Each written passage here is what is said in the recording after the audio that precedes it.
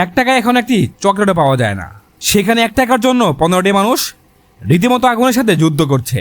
অবিশ্বাস্য মনে হলেও কয়েকশো ডিগ্রি তাপমাত্রায় পুড়ে পুড়ে তৈরি হচ্ছে আমাদের হাজার বছরের ঐতিহ্য ও বিশ্বাস, তাবিজ। এই একটি তাবিজ তৈরি হয় 60টি ধাপে। কয়লার গনগনে আগুনে 3 গলে তৈরি হয় এই মহাযজ্ঞ। একজন নয়, দুইজন নয়, 15টি মানুষের হাতের ছোঁয়ায় তৈরি হয় এক একটি মাদুলি। দেশের বিভিন্ন প্রান্তে এখনো সেই 17 বছরের পুরানো সেই পদ্ধতিতেই এই তাবিজগুলো বানানো হয়, যেখানে আধুনিক যন্ত্রের ঠাঁই নেই, আছে শুধু হাড়ভাঙা খাটুনি আর ঘামের গন্ধ। প্রতিদিন কয়েক হাজার তাবিজ তৈরি হলেও দিন শেষে এই মানুষগুলোর পকেটে যায় 150 থেকে 300 টাকা।